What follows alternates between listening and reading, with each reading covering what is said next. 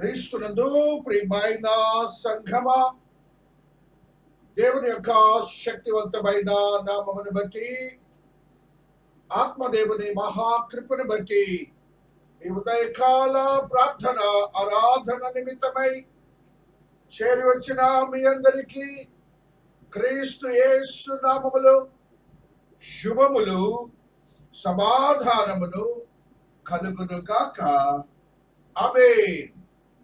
క్రీస్తునందు ప్రియమైనటువంటి వారలారా, దేవుని యొక్క మహోన్నతమైన మహాకృపను బట్టి, ఆత్మదేవుని మహాశక్తిని బట్టి ఉదయకాల ప్రార్థన ఆరాధన నిమిత్తమై పరిశుద్ధాత్మ దేవుడు మనకు అనుగ్రహించిన వాక్య భాగములు తద్రీతిగా ఉన్నవి. దేవుని యొక్క శక్తివంతమైన నామమును ఈ రీతిగా మనము చూస్తూ వస్తున్నాం. పరిశుద్ధ గ్రంథములో ఉన్న అపోస్తలుల కార్యములు 9వ అధ్యాయము 19వ వచన ప్రారంభము. పిమ్మట అతడు దమస్కులోనున్న శిష్యులతో కూడా కొన్ని దినములుండెను.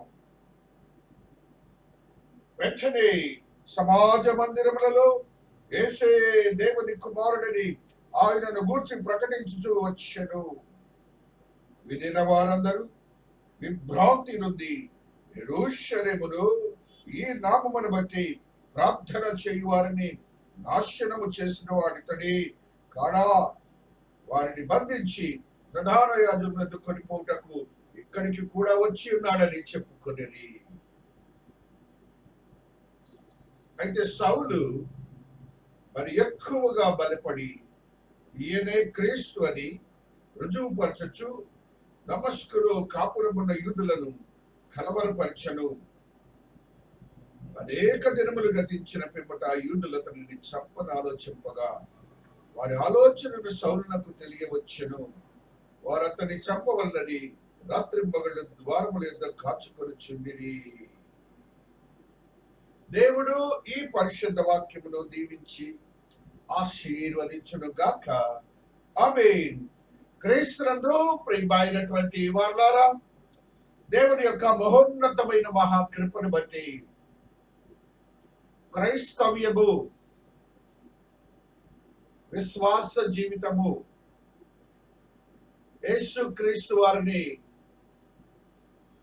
దేవునిగా అంగీకరించుట, యేసు క్రీస్తు వారు దేవుని కుమారుడిని అంగీకరించుట, యేసు క్రీస్తు వారు క్రీస్తు అని అంగీకరించుట, యేసు క్రీస్తు వారు ప్రభు అని అంగీకరించుట, వీటన్నిటినీ అంగీకరించి తెలియచేయగల శక్తిగల సామర్థ్యము నీలో ఉన్నదా అని దేవుడు ఇది నన్ను నిన్ను కూడా ప్రశ్నిస్తూ ఉన్నారు. నీవు విశ్వాసిగా ఉన్నంత కాలము ఓకే, ఆ రీతిగా జీవించి నీ యొక్క నీతిని దేవుని కొరకు ప్రదర్శించవచ్చు. అయితే ఇక్కడ ఒక భక్తుని యొక్క జీవన క్రమంలో ఏర్పడినటువంటి సంఘటనలను మనము ఈ దినాన చూస్తూ వస్తున్నాం. ఆ భక్తుని యొక్క జీవన క్రమంలో అతను ఎలాంటి వాడంటే, మొట్టమొదటిగా ధర్మశాస్త్రములో ప్రావీణుడిగా ఉంటున్నాడు. అంత మాత్రమే కాదు, ఇంకా అతని మతంలో ఎవరైనా అతని మతం గురించి మాట్లాడినా, చెడు మాట్లాడినా, వ్యతిరేకంగా మాట్లాడినా, అతని మతముల గురించి బోధ చేసిన ఆ వ్యతిరేకముగా, లేక ఆ ప్రాంతంలో వేరే మతం వచ్చి ఆ ప్రాంతంలో ఉన్నటువంటి ప్రతి పరిస్థితిని డిస్టర్బ్ చేసిన ఓర్చుకోలేనటువంటి మత ఛాందస్తుడు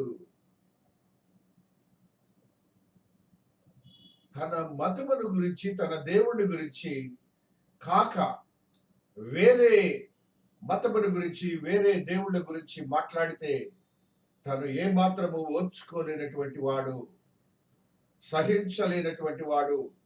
తను నమ్మినటువంటి ఆ ధర్మశాస్త్రానుసారమైనటువంటి పరిస్థితులను మాత్రమే తను అంగీకరించి, వాటిని అంగీకరించిన వారికి గౌరవం ఇచ్చేవాడు.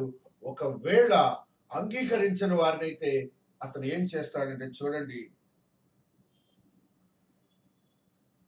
సౌలు ఇంకను ప్రభు యొక్క శిష్యులను బెదిరించుటయును హత్య చేయుటను తనకు ప్రాణాధారమైనట్టు ప్రధాన యాజకుని వద్దకు వెళ్ళి ఈ మార్గమందు పురుషులైనను స్త్రీలనైనను కనుగొనేలా వారిని బంధించి యెరూషలేమునకు తీసుకుని వచ్చుటకు దమస్కులోని సమాజంలోని పత్రికలిమ్మని అడిగారు. అతని నేచర్ ఏంటంటే దేవునికి విరోధముగా, అతను నమ్మినటువంటి ధర్మశాస్త్రానికి విరోధంగా ఉన్నటువంటి వారిని ఏం చేస్తాడంట చూడండి, హత్య చేయుటకును చంపేస్తాడు. ఇకంతే.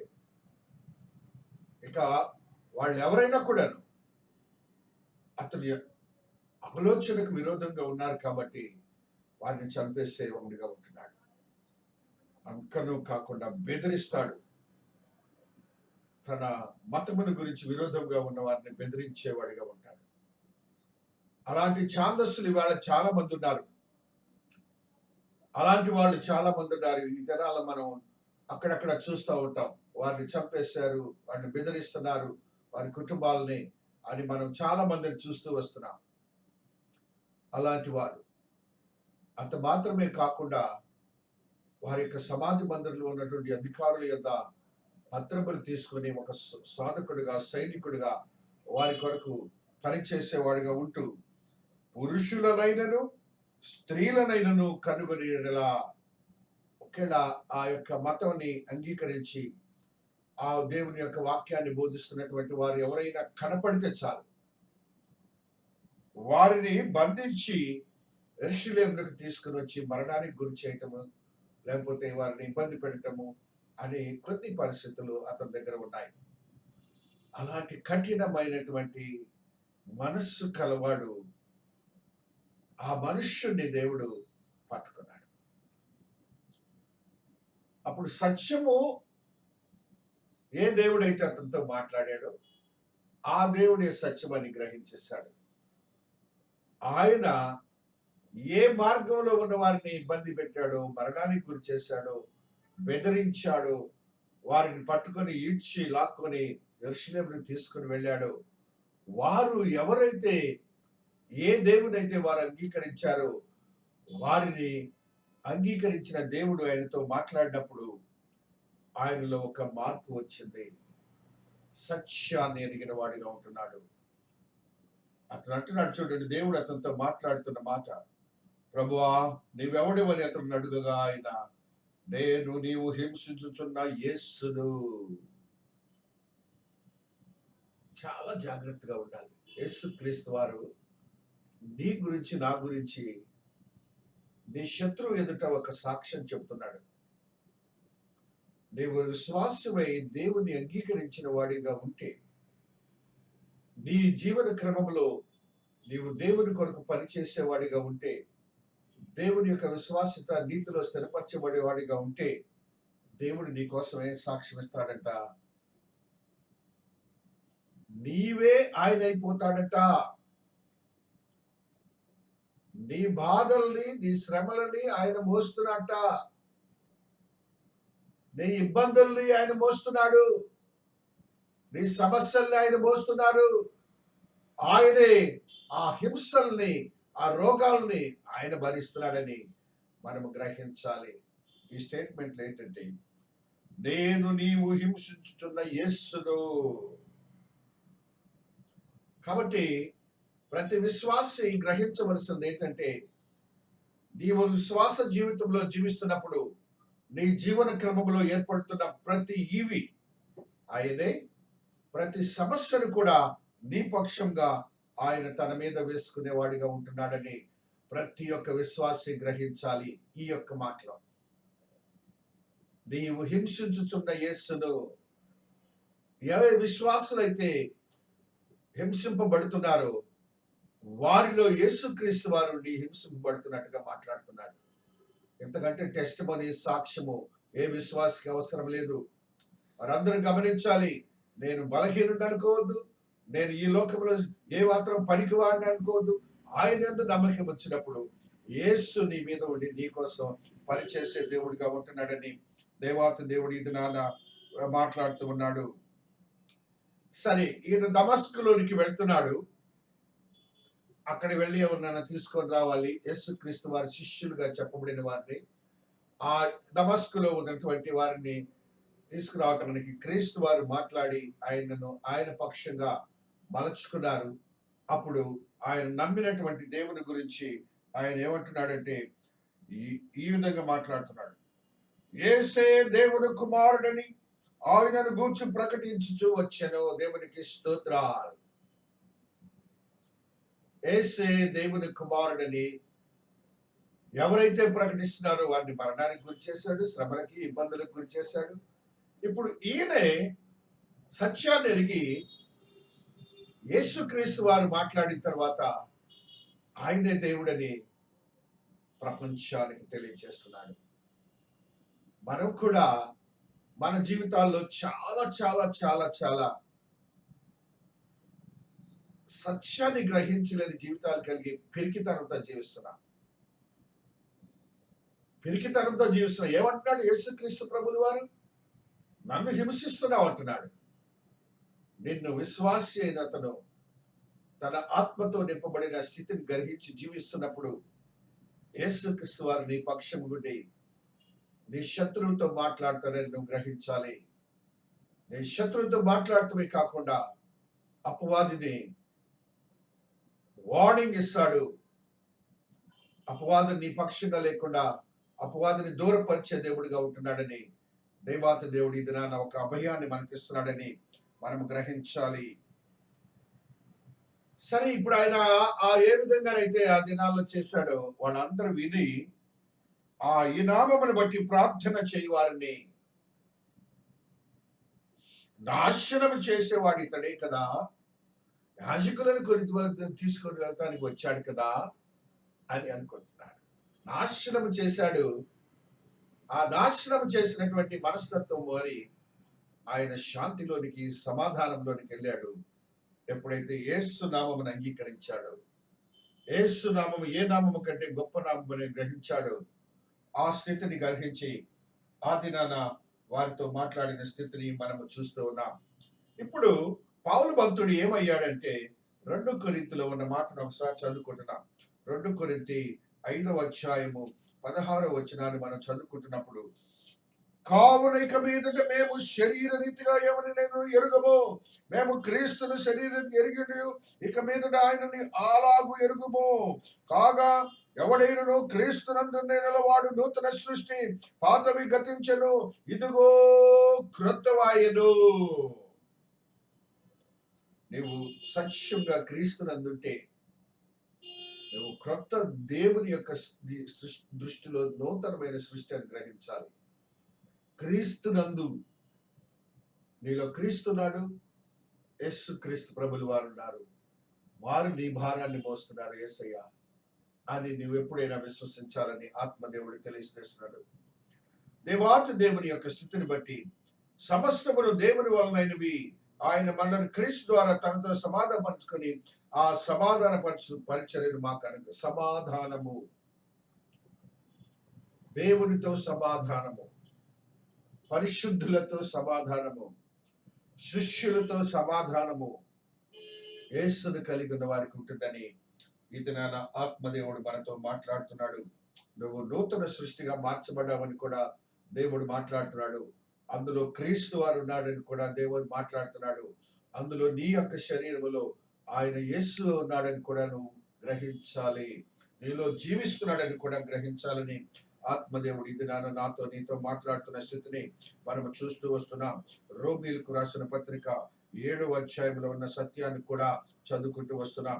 7:22వ వచనాన్ని తద్రీతిగా చదువుకుంటూ వస్తున్నాం. అంతరంగ పురుషుని బట్టి దేవుని ధర్మశాస్త్రమునందు నేను ఆనందించుచున్నాను, కానీ వేరొక నియమము నా వయములో ఉన్నట్టు నాకు కనపడుచున్నది. నా మనస్సునందు ధర్మశాస్త్రంతో పోరాడుచు నా వయములోనున్న పాప నియమం నన్ను చెరపట్టి లోపరుచుకున్నది.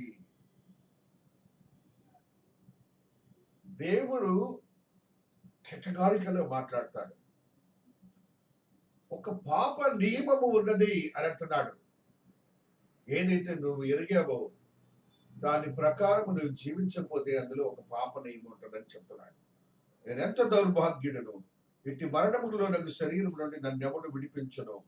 మన ప్రభు అయిన యేసుక్రీస్తు ద్వారా దేవుని కృతజ్ఞతాస్తుతులు చెల్లించును కాగా, మనస్సు విషయంలో నేను దైవ నియమనకు, శరీర విషయంలో పాప నియమకు దాసుడై ఉన్నాను. ఇది గమనించండి, అందరూ గమనించండి. ఈ దినాలు ఇదే మనం కలిగి ఉన్నాం. మనస్సు విషయంలో నేను దైవ నియమమునకు, నేను క్రీస్తుని ఎరిగిన్నాను, క్రీస్తుని ఎరిగిన్నాను, క్రీస్తు నాలో ఉన్నాడు, నేనే విశ్వాసని అనేవో అది ఒక నియమం పెట్టుకుంటాం. కానీ ఇటు వచ్చేటప్పటికి శరీర విషయంలోకి వచ్చేటప్పటికి పాప నియమమునకు దాసుడైపోతున్నాం. అజ్ఞాతక్రమం పాపం అన్నాడు, అవిధేయత పాపం అన్నాడు, దానికి దాసుడు అవుతున్నాం. రోగం గీగం పక్కన పెట్టేసేయండి. సింపుల్ లాజిక్ మాట్లాడుతున్నాడు పౌలు భక్తుడు.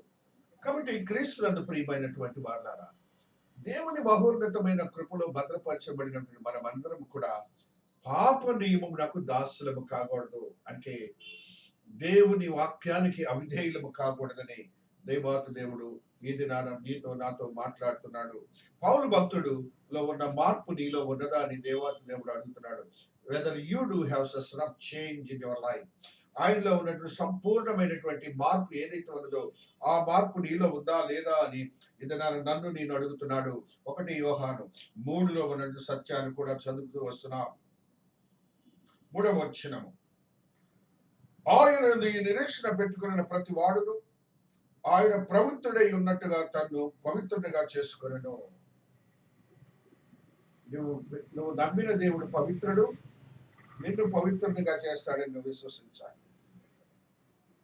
పాపము చేయి ప్రతి వాడును ఆజ్ఞను అతిక్రమించును. ఆజ్ఞను అతిక్రమించే పాపమే. ముందు ఏం చెప్తున్నాడంటే, ముందు పాపం చేసావు కాబట్టి దీంట్లో ఏంటి కారణం ఏంటంటే నువ్వు ఆజ్ఞాతిక్రమం అంటున్నాడు. ఆయన సన్నిధికి రాకపోవటం ఆజ్ఞాతిక్రమం. ఆజ్ఞాతిక్రమమే పాపము. పాపమును తీసివేయుటకై ఆయన ప్రత్యక్షమైన మీకు తెలియను. ఆయన యందు పాపమేమీ లేదు. పాపము లేని క్రీస్తు వారు నీలో ఉన్నాడు. పాపము లేని యేసు నీలో జీవిస్తున్నాడు. ఆయన నీతిమంతుడిగా ఉన్నాడు. ఇక్కడ నీవు ఆజ్ఞాతిక్రమంలో ఉంటే ఎలాగు? పాప నియమం పాటిస్తే ఎలాగని దేవుడు ఈ దినాన నన్ను నిన్ను ప్రశ్నిస్తున్నారని మరి ఒక మాటని పరిశుద్ధాత్మ దేవుడు తెలియజేస్తూ ఉన్నాడు. 4వ అధ్యాయం 1 యోహానులో 2వ వచనము, యేసుక్రీస్తు శరీరధారి అయి వచ్చనని ఏ ఆత్మ ఒప్పుకొనునో అది దేవుని సంబంధమైనది. ఆయన యేసుక్రీస్తు వారు దేవుని కుమారుడనియు శరీరధారి అయి భూలోకానికి వచ్చారనియు పాప ప్రక్షాళన కలిగి చేయడానికి రక్తమును ప్రోక్షించాడనియు శిలువమానపై మరణించాడనియు ఎవరైతే విశ్వసిస్తామో వాళ్ళందరూ ఎలాంటి వారంటే దేవుని సంబంధమైన వాళ్ళు. దేవుని సంబంధమైన వాళ్ళు. ఏ ఆత్మ యేసును ఒప్పుకొనదో అది దేవుని సంబంధమైనది కాదు. దీనిని బట్టి దేవుని ఆత్మను మీరు ఎరుగుదురు. క్రీస్తు విరోధి ఆత్మ వచ్చునని మీరు వినిన సంగతి ఇదే. ఇదివరకే అది లోకములో ఉన్నది. క్రీస్తు విరోధి, యాంటీ క్రైస్ట్, ఆ ఆత్మ ఉన్నది ఈ లోకంలో. ఈ రెండింటికి పోరాటం జరుగుతున్నది. ఈ ఆత్మ దేవునితో నిలవబడి జీవిస్తున్నదని నువ్వు యోచించాలి. నీవు దేవుని సంబంధి అని నువ్వు గుర్తించుకోవాలి. Still you are not looking at a ఆత్మ వైపు చూస్తున్నావంటే క్రీస్తు విరోధి ఆత్మ వచ్చునని ఈ లోకములో ఉంది. ఆ విరోధి ఆత్మతో ఒకవేళ నువ్వు భేటీ అవుతున్నావేమో. జాగ్రత్త సుమి. నీ వాక్యాన్ని నువ్వు వాక్యానుసారం జీవించడానికి నిన్ను నువ్వు భద్రపరచుకోమని ఆత్మదేవుడు ఇది నాన్న మాట్లాడుతూ వస్తున్నాడు. ఎఫెసీ 2:2లో మరి యొక్క సత్యాన్ని ఆత్మదేవుడు తెలియజేస్తున్నాడు. ఎఫెసీయులకు రాసిన పత్రిక 2:2వ వచనాన్ని చదువుకుంటూ వస్తున్నాం. హల్లెలూయా, హల్లెలూయా, హల్లెలూయా, స్తోత్రం, స్తోత్రం, స్తోత్రం, హల్లెలూయా, స్తోత్రం, స్తోత్రం, స్తోత్రం. మీరు వాటిని చేయుచు వాయుమండల సంబంధి అయిన అధిపతిని అనగా అవిధేయులైన వారిని ఇప్పుడు ప్రేరేపించే శక్తికి అధిపతిని అనుసరించి ఈ ప్రపంచ ధర్మము చొప్పున మునుపు నడుచుకొంటిరి. మునుపు ఎలాగో అపవాది యొక్క క్రియలను బట్టి నడుచుకున్నారు. మళ్ళా రక్షింపబడిన తర్వాత కూడా అపవాది యొక్క క్రియలలోనికి వెళ్తున్నామేమో, దేవునికి విరోధమైనటువంటి జీవితం జీవిస్తున్నామేనని దేవుడు ప్రశ్నిస్తున్నారు. సింపుల్ గా మన జీవితానికి అనుసరించిన మాటలే దేవుడు ఈ దినాలు మనతో మాట్లాడుతున్నాడు. జాగ్రత్త సుమి, మన జీవితాన్ని power of the Satan is prevailing in this world. ఈ శ్రమంలోనే, ఈ ఇబ్బందుల్లోనే వాడు మన శరీరానికి వస్తాడు. మన శరీరంలో మరులు గొల్పి ఈడ్చని యాకోబు భక్తుడు రాసిన మాటను గుర్తుంచుకోండి. ఈడ్చి పాపములోనికి తీసుకొని వెళ్తాడు, అనగా అవిధేయతలోనికి తీసుకొని వెళ్తాడు. ఆ తీసుకొని వెళ్ళి ఈ పాప నియమునకు నిన్ను దాసుని చేస్తాడని పరిశుద్ధాత్మ దేవుడు ఈ దినాన నాతో నీతో మాట్లాడుతున్న స్థితిని పరిశుద్ధాత్మ దేవుడు తెలియచేస్తున్న స్థితికి దేవునికి అందుకున్న మనము వందనస్తులం అవుతున్నాం. ఈ రీతిగా విరోధమైనటువంటి క్రియలు జరుగుతున్నాయి. పరిశుద్ధాత్మతో నువ్వు బలపడవా బలపడలేదని ప్రశ్న ఇది. వాడ ఇలాంటి విరోధమైనటువంటి క్రియలు వచ్చినప్పుడు ఈయన చంపడానికి వాళ్ళు చూస్తున్నారు. ఎవరైతే చంపాలనుకున్నారో వాళ్ళు విశ్వసించలేదు. వారితో మాట్లాడుతున్న మాటలు చూడండి ఇక్కడ. అయితే సౌలు మరి ఎక్కువగా బలపడి ఈయనే క్రీస్తు అని రుజువుపరచుచు దమస్కులో కాపురమున యూదులను కలవరపరిచెను. ఇంకా విస్తృతమైన సువార్తలను వెళ్ళిపోతున్నాడు. విస్తృతంగా యూదుల్ని భయపెడుతున్నాడు. ఈయన మనవాడు వెళ్ళి అక్కడికి వెళ్ళి అట్లా మాట్లాడుతున్నాడు అంటున్నారు. మన దేశంలో కూడాదే ఒక మతంలో నుంచి ఈ మతంలోనికి వచ్చిన వారు చేస్తుంటే మనవాడు వెళ్ళి ఇలా చేస్తున్నాడు. ఇవాళ మన ఆంధ్రప్రదేశ్లో అలాంటి వాళ్ళు చాలా మంది ఉన్నారు. దేవుని సేవ చేస్తున్న వాళ్ళు కలవర పెట్టేస్తారు. యేసుని కలిగి బలపడ్డవాళ్ళు, పరిశుద్ధాత్మలో బలపడ్డవాళ్ళు. నువ్వు బలపడ్డావా లేదా అని దేవుడి ధనాన్ని ప్రశ్నిస్తున్నాడు. దేవుని యందు నువ్వు బలపడాలి. దేవుని యందు నువ్వు బలపడినప్పుడు అపవాది నిన్ను పాప నియమంలోనికి తీసుకొని వెళ్తాడని ఏదైనా వాక్యం మనల్ని హెచ్చరిస్తూ ఉన్నది. 1 యోహాను 4:15 ఒక సత్యాన్ని ఆత్మదేవుడు తెలియజేస్తూ ఉన్నారు. యేసు దేవుని కుమారుడని ఎవడు ఒప్పుకొనునో వానిలో దేవుడు నిలిచి ఉన్నాడు, వాడు దేవుని యందున్నాడు. ఈ సత్యాన్ని మనం ఎరగట్లేదు. ఏంటి? నాకు అదే బాధ. మనం ఒప్పుకున్నాం కదా, ఒప్పుకుంటే ఎందుకు దేవుడు నీలో ఉన్నాడని నువ్వు విశ్వసించట్లేదు? ఇక్కడ నువ్వు అపవాది యొక్క కుతంత్రములు పాప నియమంలోనికి వెళ్ళిపోతున్నావు. దేవుడు నీలో ఉన్నాడని చెప్తున్నాడు. చూడండి, యేసు దేవుని కుమారుడని ఎవడు ఒప్పుకొనునో, ఒప్పుకున్నాం మనం, వాళ్ళ దేవుడు నిలిచి ఉన్నాడు. మరి దేవుడు నిలిచి ఉన్నాడని దేవుడే చెబుతుంటే నువ్వు ఎందుకు నమ్మట్లేదు? నెక్స్ట్, వాడు దేవుని యందున్నాడు.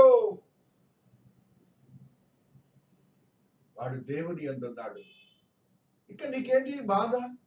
పాప నియమంలోకి వెళ్తా బలపడాలి. ఆ విధమైన బలముతో నీ విశ్వాసాన్ని బలపరచుకోవాలి. నీ విశ్వాసతను ఆ రీతిగా బలపరచుకోవాలి. స్టిల్ లాగరింగ్ బిహైండ్, పిరికితనములోకి, టిమిడిటీలోకి వెళ్ళిపోతున్నాం మనము. చూడండి, మరి యొక్క సత్యాన్ని, బలపడిన సత్యాన్ని చదువుకుంటూ వస్తున్నాం. మార్త అనే ఒక స్త్రీ భూలోకంలో ఉన్నప్పుడు ఆయన దేవునితో బలపడి మాట్లాడుతున్న మాటని మనం గుర్తుంచుకోవాలి. 11వ అధ్యాయము 27వ వచనాన్ని చదువుకుంటున్నప్పుడు, ఆమె అవును ప్రభువా, నీవు లోకమునకు రావాల్సిన దేవుని కుమారుడైన క్రీస్తు అని నమ్ముచున్నానని ఆయనతో చెప్పాను. దేవునికి స్తోత్రాలు. పరిచయం చేసే స్త్రీ, ఉపచారం చేసే స్త్రీ, వాక్యం వినటంలో కొద్దిగా లెథర్జెటిక్ గా ఉండే స్త్రీ అయితే సత్యాలు ఎరిగింది, పరిశుద్ధాత్మతో బలపడింది అంటూ ఫస్ట్ మాట ఏం మాట్లాడిందంటే, అవును, ఎస్ ఎస్ మై లార్డ్, అవును నాయనా, నువ్వు దేవుని కుమారుడివి, లోకానికి వచ్చావు అని విశ్వసించింది. దేవుని కుమారుడు క్రీస్తు అని కూడా నేను నమ్ముచున్నానంది ఆయనతో చెప్పి. బాప్తిస్మం ఇచ్చినప్పుడు నమ్ముచున్నాను అంటాం కాదు. ప్రతి క్షణములో కూడా అవును దేవా నేను నమ్ముచున్నాను, అవును దేవా నేను నమ్ముచున్నాను అనే మాటలను నువ్వు భద్రపరచుకోవాలి నీ జీవితంలో మరణించేంత వరకు కూడా. That is the principle of the gospel. Martha ఆ రీతిగా నమ్మింది, మరియా ఆ రీతిగా నమ్మింది. మరణించి కుళ్ళుకు సిద్ధముగా ఉన్న శరీరం నుండి జీవాన్ని పొందినటువంటి విశ్వాసాన్ని పొందారు. నమ్మండి, దేవుని యొక్క ఆత్మీయతలో బలపడండి, దేవుని యొక్క శక్తివంతమైన క్రియలను పొందండి అని ఆత్మదేవుడు ఈ దినాన్ని నీతో నాతో మాట్లాడుతూ వస్తున్నాడు. హెబ్రీయులకు రాసిన పత్రికలో మరొక సత్యాన్ని కూడా చదువుకుంటూ వస్తున్నాం. 10వ అధ్యాయము 29వ వచనాన్ని చదువుకుంటూ వస్తున్నాం. తాను పరిశుద్ధపరచబడుటకు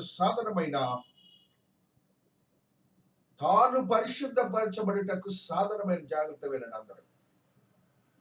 మనం పరిశుద్ధపరచబడటానికి సాధనం ఏంటట? ఆయన నమ్మటానికి యేసుక్రీస్తు వారి యొక్క పరిశుద్ధమైన రక్తము.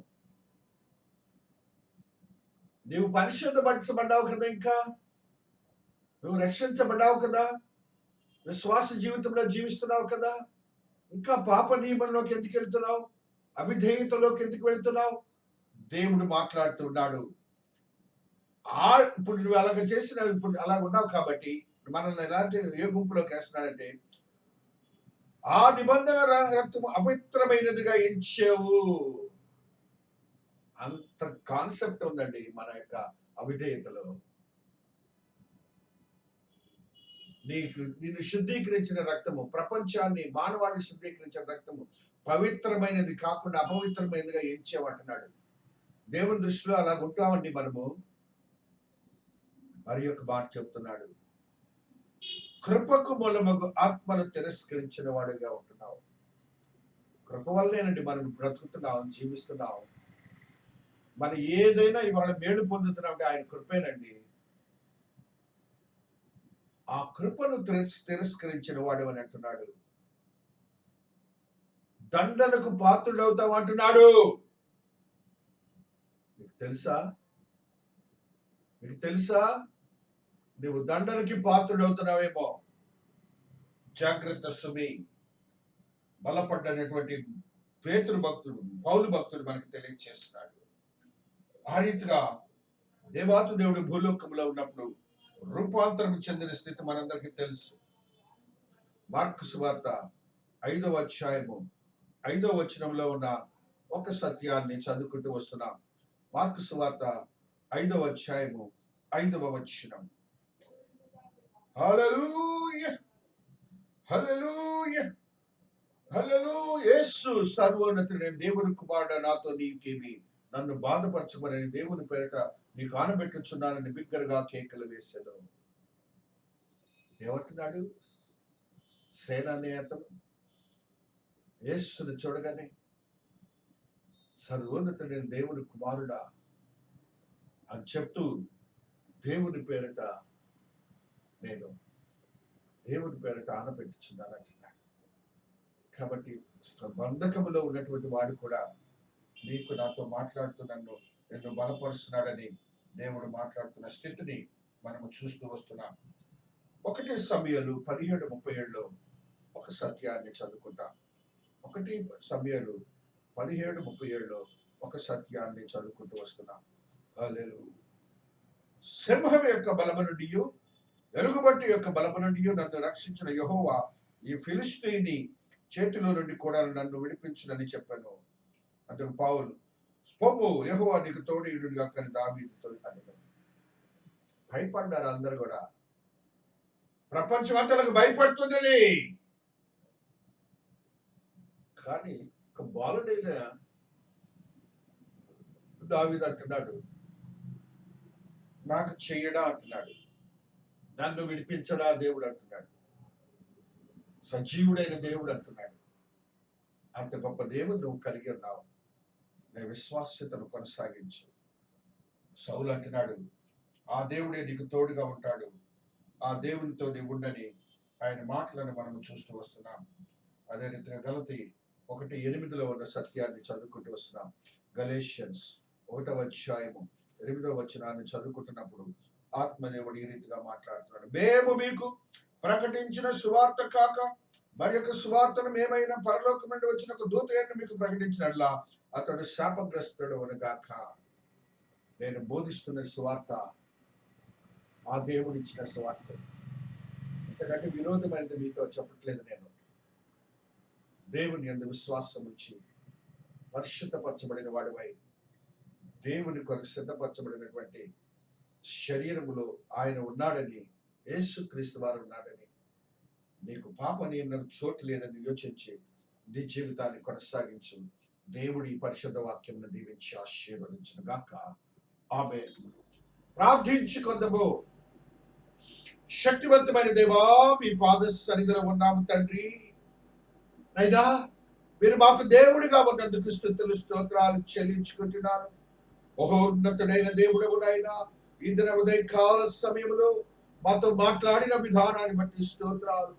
నైనా నీకు విరోధముగా పనిచేసినటువంటి మానవుని నైనా మీరు మరలా నీ సత్యమును ఎరిగినైనా నీ కొరకునైనా శ్రమ పడిన స్థితిని మాకు తెలియచేసినందుకు స్తోత్రాలు. అక్కడ ఉన్నటువంటి మనుష్యులు ఆయనను మరణములకు గురి చేయాలని ఆలోచించారు. ఆయన బోధను చూచి ఆశ్చర్యపోయారు. నైనా బోధలో సత్యాన్ని గ్రహించలేకపోయారు. నైనా ఈయన సత్యమును ఎరిగినైనా ఆత్మను ఎరిగిన వాడై నిన్ను కలిగిన వాడై నాయన ఈ లోకము వైపు చూడక నీ వైపే చూచి నీ యొక్క జీవితాన్ని, ఆయన యొక్క జీవితాన్ని మరణించి వరకు నేను కొనసాగించిన స్థితిని బట్టి కృతజ్ఞతాభివందనములు చెల్లించుకుంటున్నాను. నేను తద్రీతిగా మాకును ఆయన వలె జీవించడానికి సిద్ధమైన మనస్సును దాయిచేయండి. అయినా పరిశుద్ధమైన మనస్సును దాయిచేయండి. అయినా నీ రక్తములో అది ఉన్నదని మేము గ్రహించి జీవించే యోగ్యతను కూడా అనుగ్రహించండి నాయన. ఆహా దేవుడము కదా తండ్రి, ఆత్మ కార్యములు జరిగించే దేవుడము, శక్తివంతమైన కార్యములు జరిగించే దేవుడము, నీతియుక్తమైన కార్యములు జరిగించే దేవుడము. అట్టి దేవునే నేను ప్రార్థిస్తున్నాను స్వామి. ప్రతి విశ్వాసని, ప్రతి కుటుంబాన్ని మీ పాద సన్నిధిలో పెడుతున్నానైనా. కుటుంబంలో ఉన్న జటిలమైన కఠినమైన సమస్యల నుంచి విడుదల చేయండి. మీ నూతనమైన అనుభవాలతో కూడిన జీవితాలు నా బిడ్డలకు అనుగ్రహించండి నాయనా. కృపల్లో భద్రపరచండి నాయనా.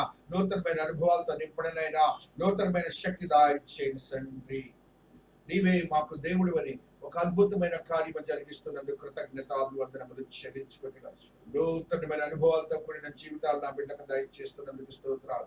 ఆర్థిక సమస్యల నుంచి విడుదల చేయండి. అస్వస్థతలకు స్వస్థత దయచేయండి. తల్లిదండ్రులకు బిడ్డలకు తల్లిదండ్రులకు అయినా భర్తకును భార్యకును శాంతిని సమాధానాన్ని అనుగ్రహించండి స్వామి. అదే రీతిగా యవనస్తులకు మీరు ఇచ్చిన జ్ఞానమును బట్టి, చదువును బట్టి, ఉద్యోగమును బట్టి, వివాహం బట్టి, గర్భఫలమును బట్టి కృతజ్ఞతలు చెల్లించుకోండి. వాటిని తరిమి వేసినందుకు కృతజ్ఞతాభివందనములు. అనేక దినములుగా ఎదురు చూస్తున్నారు ఆయన నా బిడ్డలందరూ. నేను వివాహాలు జరిగించండి, విశ్వాసలేని బిడ్డలను అనుగ్రహించండి. అదే రీతిగా నాయన గర్భఫలముల కొరకు అనేక దినాలకు ఎదురు చూస్తున్నారు, అనుగ్రహించండి స్వామి. అదే రీతిగా నాయన నా బిడ్డకు ఉద్యోగాలు దాయించేయండి స్వామి. మీరు ఇచ్చినందుకు స్తోత్రాలు చెల్లించుకుంటున్నారు. మీ కృపలో భద్రపరిచినందుకు స్తోత్రాలు చెల్లించుకుంటున్నారు. శక్తివంతమైన స్థితిగతులను మీరు ఇస్తున్నందుకు స్తోత్రాలు చెల్లించుకుంటున్నారు. మహోన్నతుని కృపలో భద్రపరిచినందుకు స్తోత్రాలు చెల్లించుకుంటున్నారు. వృద్ధులకు మీరు ఇచ్చినటువంటి స్వస్థతను బట్టి స్తోత్రాలు, ఆదరణ బట్టి స్తోత్రాలు, ప్రార్థనా జీవితం బట్టి స్తోత్రాలు. అయినా వృద్ధులైన వారి యొక్క భర్తలు కోల్పోయిన వారు, భార్యలను కోల్పోయిన వారు ఉన్నారు, ఆశీర్వదించండి. వారి బిడ్డలు ఆయా ప్రాంతాల్లో ఉన్నారు నాయన, ఆశీర్వదకరంగా మార్చండి నాయన. క్షేమమైన సమాచారం అనుగ్రహించండి నాయన. ఈ దినాల్లో కరోనా యొక్క బాధకరమైన సమస్యలు లేకుండా క్షేమమైన సమాచారం ఇస్తున్నందుకు స్తోత్రాలు. వారు చేస్తున్న ఉద్యోగాల్లో ఇబ్బందుల నుంచి తొలగించండి. పర్మనెంట్ జాబ్స్ ఇవ్వండి నాయన. అదే రీతిగా పోయిన ఉద్యోగాలు ఇవ్వండి నాయన. స్థిరపరచండి నాయన. ఆరోగ్యాలు దాయిచ్చండి నేను. అమెరికా దేశం, ఇంగ్లాండ్ దేశం, మస్కట్ దేశం, కువైట్ దేశం, రష్యా దేశం, జపాన్ దేశం, చైనా దేశం, జర్మనీ దేశం, ఫ్రాన్స్ దేశం, నేను అనేక దేశాల్లో ఉద్యోగాలు చేస్తున్నారు. వారి నుంచి క్షేమమైన సమాచారం American countries, Asian countries, African countries, European countries, Australian countries లో బిడ్డలందరినీ ఆశీర్వదించుకున్నప్పుడు భద్రపరచబడిన గాక. ఆత్మతో నింపబడిన ప్రతి పరిస్థితి స్థిరపరచబడిన గాక. చిన్న బిడ్డలనైనా ఎదుగుదల, జ్ఞానము, వివేకము దాయిచేయండి స్వామి. కృపా సత్య సంపూర్ణైన దేవుడు నాయన. ఆత్మ కార్యములు జరిగించే దేవుడు నాయన. శక్తివంతమైన కార్యములు జరిగించే దేవుడు నాయన. నూతనమైన అనుభవాలతో నింపే దేవుడు నాయన. అట్టి శక్తివంతమైన స్థితిగతులు నా బిడ్డలందరికీ అనుగ్రహించి మీరు మాత్రమే మహిమ పరచబడిన గాక. అయినా మా యొక్క పట్టణాన్ని, దేశాన్ని, రాష్ట్రాన్ని, విశ్వాన్ని ఆశీర్వాదకరంగా మార్చినందుకు స్తోత్రాలు. ఎక్కడ రక్షణ సువార్త జరుగుతుందో అక్కడ మీ యొక్క భాగ్యము వర్ధిల్లింప చేయబడును గాక. అదే రీతిగా కరోనా నుంచి విడుదల చేసి శాంతిని సమాధానాన్ని మానవాళికి అనుగ్రహించబడును గాక. అదే రీతిగా నాయన అధికారులకు అధిపతులకు నాయన జ్ఞానం వివేకములు దయచేసి ఒక నూతనమైన అనుభవాలతో నింపబడిన జీవితం అనుగ్రహించి పరిపాలన సౌలభ్యం అనుగ్రహించబడిన గాక. అయినా కరోనా నుంచి విడుదల చేయండి నాయన, కరోనా నుంచి విడుదల చేయండి నాయన. నాకు నాయన శాంతిని అనుగ్రహించండి నాయన, మీ కృపలో భద్రపరచండి స్వామి. అయినా సంఘాన్ని సంఘ బిడ్డలను మీరు ఆశీర్వదకరంగా మార్చినందుకు స్తోత్రాలు. అయినా మంగళవారం గురువారం శనివారం ఆదివారం జరుగుతున్న జూమ్ ఆరాధన క్రమాన్ని ఆశీర్వదించి ఫలింప చేసినందుకు స్తోత్రాలు. అదే రీతినైనా నా బిడ్డలకైనా ప్రత్యక్ష ఆరాధన ఆదివారం జరుగుతుండగా సంస్కార ఆరాధన పాల్గొనే యోగ్యతను కూడా నా బిడ్డలకు దయచేసినందుకు కృతజ్ఞతాభివందనములు. అగ్ని కాల్చం నా బిడ్డల చుట్టూ సంగమ చుట్టూ ఉంచినందుకు స్తోత్రాలు. ఆత్మ కార్యములు జరిగించే దేవుడు నాయన, పరిశుద్ధమైన స్థితి నా బిడ్డలకు అనుగ్రహించినందుకు కృతజ్ఞతలు. అయినా వారి వారి క్రమంలో మీరున్నారని తెలుసుకునే యోగ్యతను అనుగ్రహించినందుకు స్తోత్రాలు. నమ్మి విశ్వసించే యోగ్యతను వారికి దాయిచ్చేయండి. విశ్వాసం నుంచి నాయన పడిపోక మీ కృపలో భద్రపరచండి నాయన. ఆత్మదేవుడు కదా తండ్రి, ఆత్మ కార్యములు జరిగించండి. చేతి పనులు చేస్తున్న వారు ఉన్నారు, ఆశీర్వదించి బలపరచండి. ఆర్థిక స్తోమతను కలిగి చేయండి నాయన. అదే రీతిగా మీరు గొప్ప కార్యములు చేసే దేవుడు అని నాయన, ఏదైతే ఉద్యోగములు చేయించున్నారు నాయన, ఆయా ప్రాంతాలకు తిరుగుతున్నారు, ఏ విధంగా ఇబ్బంది లేకుండా అధికారులతో మీరు మాట్లాడండి స్వామి. అదే రీతిగా నాయన మీరు గొప్ప దేవుడు అని ఒక సాక్ష్యమునైన వ్యవసాయం చేస్తున్న బిడ్డలకు దూరంతర ఫలితము దాయిచ్చేది. ఎవరికైతే పాజిటివ్ అని అంటున్నారో వారికి నెగిటివ్ లోనికి మీరు తీసుకొని వచ్చినందుకు స్తోత్రాలు. వారి చుట్టుపక్కల భయముతో ఉన్న వారిని విడుదల చేస్తున్నందుకు స్తోత్రాలు. ఆ ఇరుగు పొరుగు కుటుంబాలని ఆశీర్వదకరంగా మార్చినందుకు స్తోత్రాలు చెల్లించుకుంటాం. ప్రభువు తన కుమారుడైన యేసు నామమున బ్రతిమలాడి వేడుకొనొచ్చిన తండ్రి, ఆమేన్. పరలోకమందున్న మా తండ్రి, నీ నామము పరిశుద్ధపరచబడును గాక, నీ రాజ్యము వచ్చుగాక, నీ చిత్తము పరలోకమందు నెరవేర్చున్నట్లు భూమి అందు నెరవేరును గాక. మా అనుదినాహారం మాకు దయచేయండి. మనల్ని అపరాధము చేసిన వారిని మేము క్షమించిన ప్రకారం మా అపరాధములను క్షమించం. శోధన నుండి కీడును రక్షించం. రాజ్యము, శక్తి, మహిమ నిరంతరము నీవై ఉన్నావు తండ్రి. ఆమేన్. మన తండ్రి అయిన దేవుని యొక్క ప్రేమ, కుమారుడైన యేసు క్రీస్తు ప్రభువు వారి కృప, పరిశుద్ధాత్మని యొక్క అన్యోన్య సహవాసము ఇక్కడ చేరిన ప్రతి బిడ్డకును ప్రత్యేకించి త్రియేక దేవుని మందిరమునకును చుట్టుపక్కల వారికి మరి ప్రత్యేకించి ఈ దిన ఆరాధనలో పాల్గొన్న ప్రతి ఆత్మకును విశ్వాసకుని ఆత్మదేవుని శక్తి, కృప, దయ, కనికరము సదా తోడయుండి ఆశీర్వాదములతో నింపిన దేవుడు, కృపలో భద్రపరిచిన దేవుడు, ఆత్మతో శుద్ధీకరించి పవిత్రపరిచిన దేవుడు, సర్వ మానవాళిని కరోనా నుంచి విడుదల చేసి శాంతిని సమాధానమును అనుగ్రహించిన దేవుడు, త్రియేక దేవుని మందిర పరిచర్యను ఫలింపజేసి నూతనమైన ఉద్యోగంతో నింపిన దేవుడు సదా తోడయుండి ఆశీర్వాదములతో నింపబడను గాక. ఆమేన్. Amen. Hallelujah. Hallelujah. Hallelujah. Hallelujah. Have a blessed day, my dear children. God bless you. God bless you all.